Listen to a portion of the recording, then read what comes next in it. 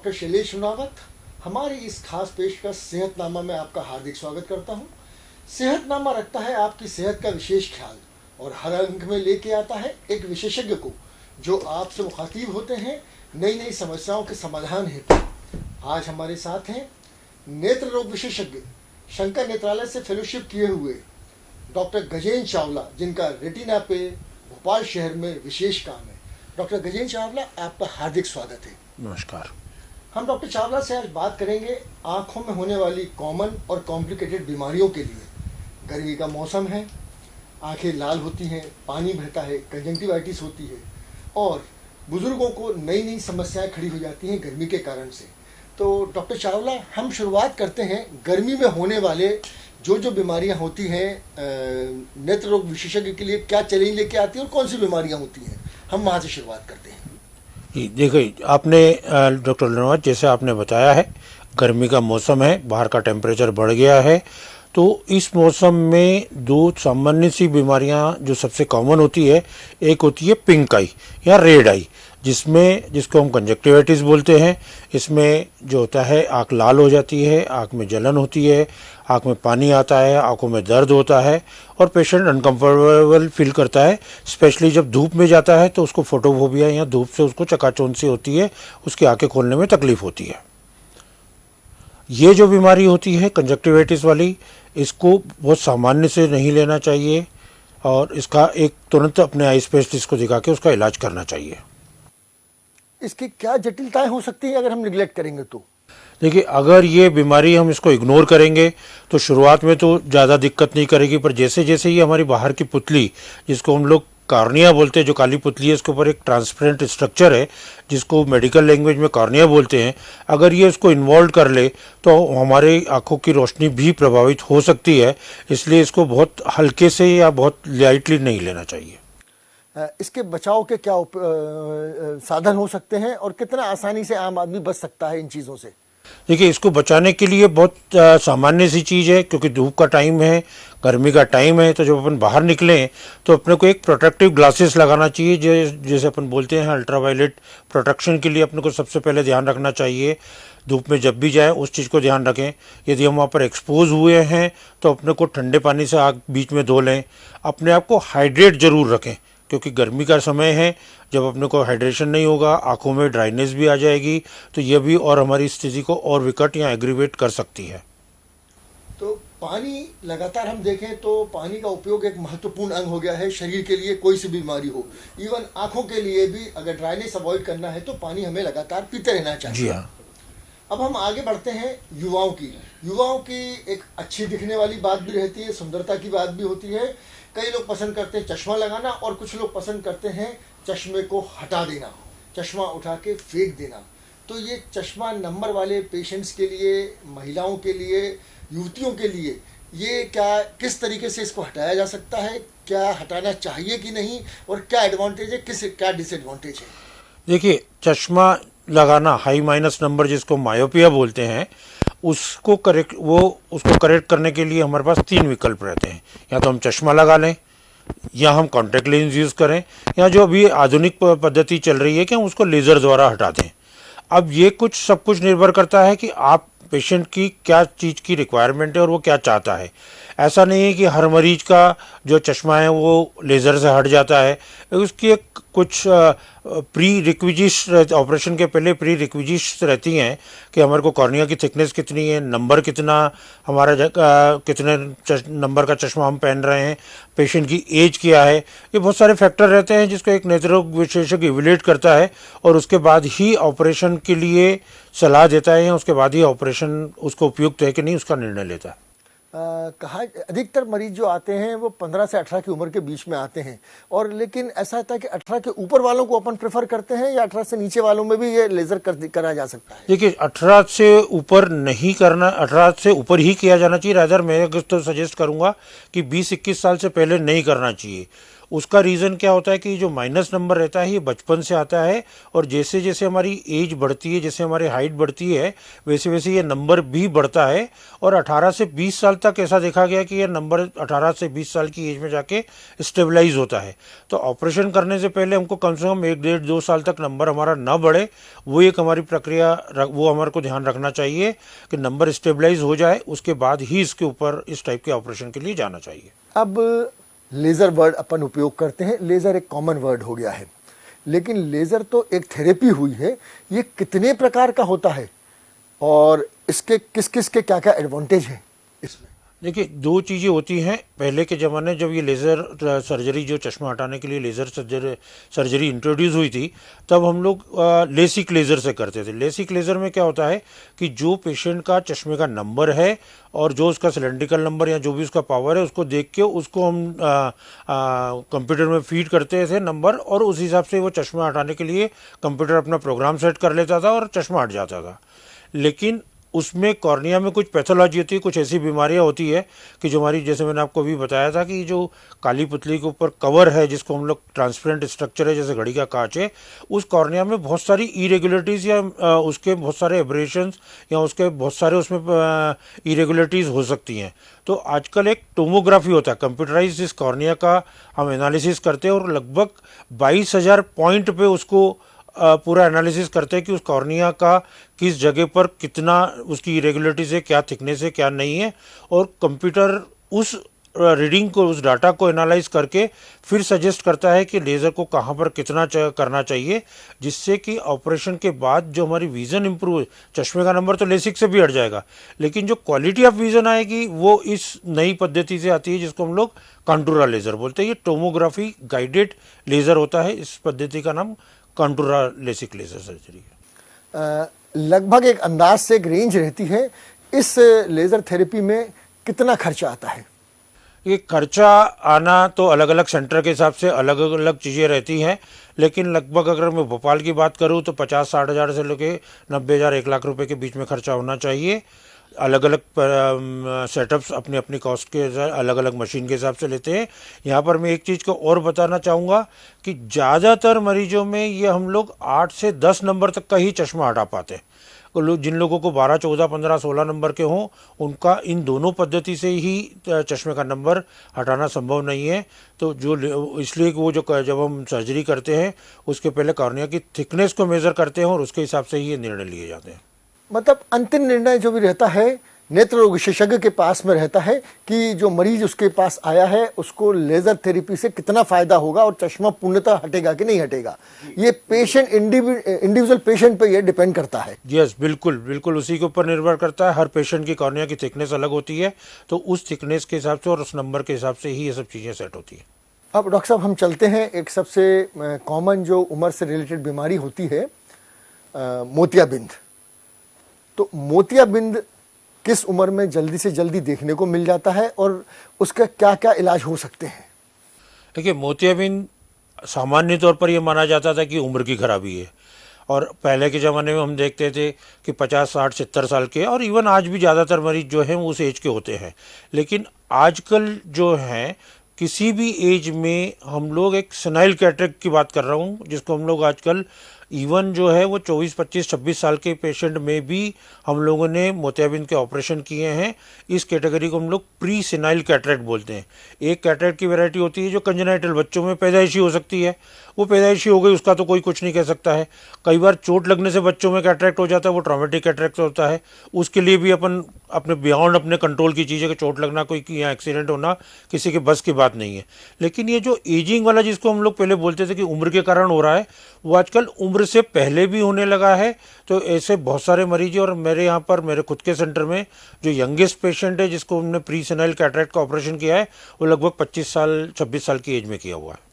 तो केवल एक उम्र नहीं, बहुत सारे कारण भी जो एक मोतियाबिंद को डेवलप करने में होते हैं। और 2-3 चीज़ें जो आजकल का digital platform, over use of the, जैसे हम कहेंगे कि अत्यधिक उपयोग होना डिजिटल प्लेटफॉर्म की चीज़ों का, लैब टैब का, सिस्टम का, मोबाइल का, और उसके बाद जल्दी जल्दी डायबिटीज होना या ब्लड प्रेशर होना, इन सब का भी रोल रहता है क्या इस मोतियाबिंद? या डेफिनेटली जो मोतियाबिंद जल्दी होना, जैसे जिनको डायबिटीज़ है उनमें मोतियाबिंद का जल्दी होना बहुत कॉमन सी बात है और उस कारण से हो सकता है। लेकिन आजकल हमारा एक्सेसिव यूज़ जो बाहर जो है यूवी लाइट हमारी ज़्यादा होती जा रही है, वह भी एक जो मोतियाबिंद को जल्दी उम्र में आने का कारण है। मोतियाबिंद का इलाज कैसे होता है और क्या क्या पद्धतियां उपलब्ध हैं और राष्ट्रीय सरकार इसका क्या क्या हेल्प करती है इन चीज़ों में? देखिए, मोतियाबिंद का अभी तक का एकमात्र ही जो विकल्प है, एकमात्र उपचार है, वो केवल ऑपरेशन है।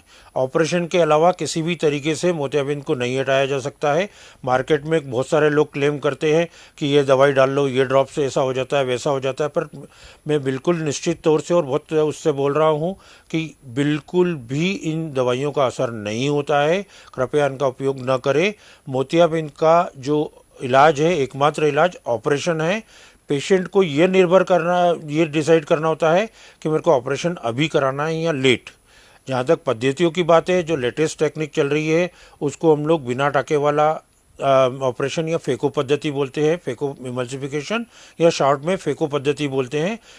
इस पद्धति का एडवांटेज ये है कि एक तो बहुत छोटे से 2 से 2.5 मिलीमीटर के कट से हम ऑपरेशन कर लेते हैं और जो लेंसेज आ गए हैं, जो हम आज के ज़माने में आर्टिफिशियल लेंस, जो नेचुरल लेंस को हटा के, जिसमें मोतियाबिंद हो गया, उसको हटा के जो हम दूसरा लेंस डालते हैं, उस लेंस में हमारे पास इतनी वैरायटी आ गई है, इतने सॉफ्ट और इतने फोल्डेबल लेंस आ गए हैं, इतने अच्छे लेंस आ गए हैं कि हम उस 2 मिलीमीटर के कट से ही उस लेंस को अंदर पुश करके अंदर अपनी जगह पर सेट कर देते हैं और हमको दिखने लगता है। अब ये जो फेको पद्धति है, और बिकॉज ये बहुत एकदम लेटेस्ट टेक्निक है और पेशेंट फ्रेंडली सर्जरी हो गई है, इसलिए मोतियाबिंद को पकने का इंतज़ार नहीं किया जाता है। जो पुराने ज़माने में था कि अभी मोतियाबिंद कच्चा है, वो आज के ज़माने के कच्चा है भी ऑपरेशन नहीं करेंगे, पकने के बाद करेंगे। पर जब से ये हमारे पास लेटेस्ट टेक्निक आई है, अब हम लोग मोतियाबिंद के ऑपरेशन नीड बेस्ड सर्जरी के हिसाब से करने लगे हैं।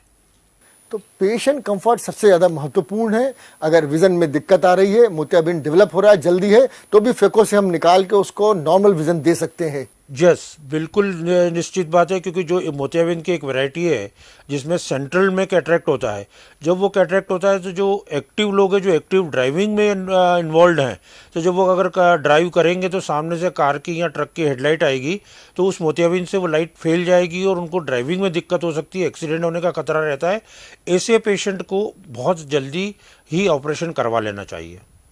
अब डॉक्टर साहब, इसके बाद हम चलते हैं एक और बीमारी जिसे कांचबिंद या ग्लूकोमा बोलते हैं। तो गर्मी के मौसम में उसमें कुछ फर्क पड़ता है? देखिए, कांचबिंद की बीमारी एक आई प्रेशर की बीमारी है। जैसे हमारे शरीर जो है उसमें ब्लड प्रेशर होता है और अपन बोलते हैं कि 120/80 या 130/90 ये हमारी नॉर्मल रेंज है, वैसे आई का भी एक प्रेशर होता है। इसमें आई में कुछ ग्लैंड्स होती हैं जो इधर से हमारे आँख में फ्लूइड बनाती हैं और वो आँख के दूसरे हिस्से से निकलता है। इस फ्लूइड से हमारी आई को न्यूट्रिशन मिलता है, हमारा आई का शेप बना हुआ रहता है और आई हेल्थ के लिए बहुत ज़रूरी होता है।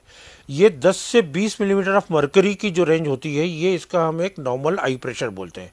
अगर ये प्रेशर इससे ज़्यादा हो जाए तो फिर ये ग्लूकोमा की ओर इंगित करता है। या कांचबिंद, जिसको हम जो हमारी कॉमन लैंग्वेज में या सामान्य भाषा में जिसको हम कांचबिंद या काला मोतिया बोलते हैं, ये उसकी ओर इंगित करता है।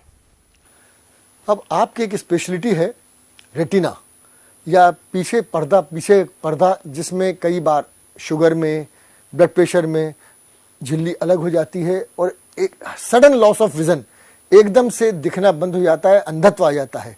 तो वो क्या चीज़ होती है और उसके अब क्या क्या इलाज संभव है? देखिए, अगर रेटिना की बात आपने कही है तो रेटिना को समझने से पहले मैं आपको थोड़ा सा सामान्य दर्शकों को समझाने के लिए बता दूं कि हमारी आँख की तुलना हम एक कैमरे से करते हैं। कैमरे में आगे लेंस होता है, पीछे फिल्म होती है। आँख में भी आगे लेंस होता है जिसमें मोतियाबिंद होते हैं, जिसके बारे में भी हमने चर्चा की थी कि जिसमें आगे लेंस होता है, पीछे फिल्म होती है।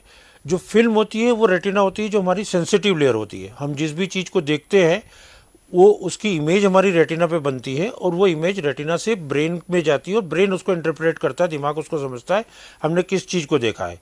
जो बीमारियां हैं जैसे डायबिटीज़ है, ब्लड प्रेशर है, इनकी वजह से या हमारी आँख में रेटिना के ऊपर प्रॉब्लम आती है, या रेटिना के सामने जो एक स्पेस है जिसको हम लोग विट्रियस मेडिकल लैंग्वेज में बोलते हैं, उसमें ब्लड आ जाता है।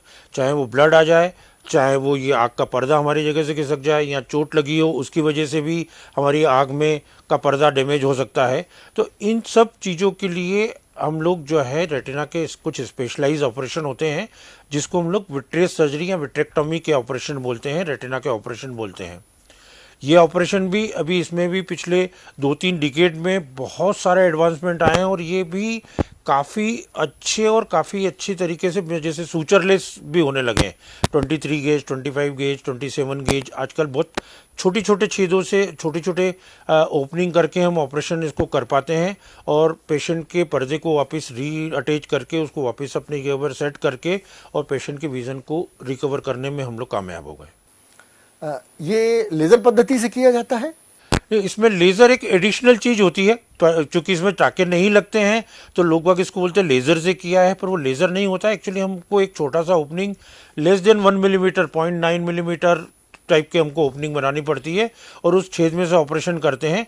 टाँके नहीं लगते, इसको लिए उसको बोल देते लेज़र से किया है। लेकिन जैसे डायबिटीज़ या ब्लड प्रेशर की हम बात कर रहे थे, ये बीमारियां ऐसी होती है जो आंखों के रेटिना के ऊपर ब्लीडिंग होती है, वहाँ पे कमज़ोर खून की नलियाँ बनती है और वहाँ से ब्लीडिंग होने का लिए रिस्क रहता है।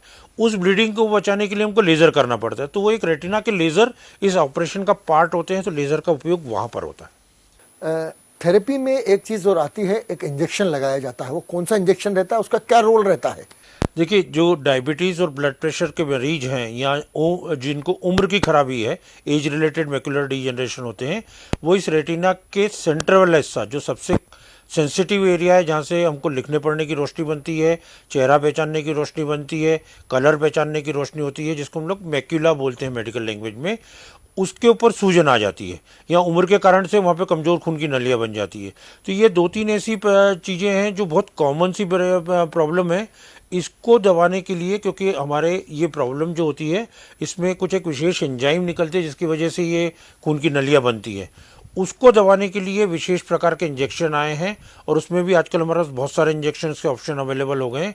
वो इंजेक्शन हमको लगाना पड़ते हैं, पर वो इंजेक्शन हमको मतलब ये मान के चलिए कि मंथली इंजेक्शन लगते हैं। कई बार 3 इंजेक्शन लगते हैं, कई बार 5 लग सकते हैं, कई बार 4 लग सकते हैं, निर्भर करता है पेशेंट को किस बीमारी के लिए लग रहा है और उस बीमारी की ने हमारे वैक्यूला को, हमारे रेटिना को कितना डैमेज किया हुआ है, उस हिसाब से इस इंजेक्शन का निर्धारण किया जाता है। तो लेज़र थेरेपी जो आपने बताई बेसिकली, तो लेज़र ना होकर वो एक छोटी सी सर्जरी होती है जो रिफाइंड होती है और एक सधे हुए हाथों से ही होनी चाहिए। और ये जो अंधत्व होता है, अगर इस चीज़ पे हम ध्यान न दें, जो झिल्ली सेपरेट हो जाती है सब बीमारियों में, शुगर, ब्लड प्रेशर में, उससे रोकने के लिए ये पद्धति काम आती है।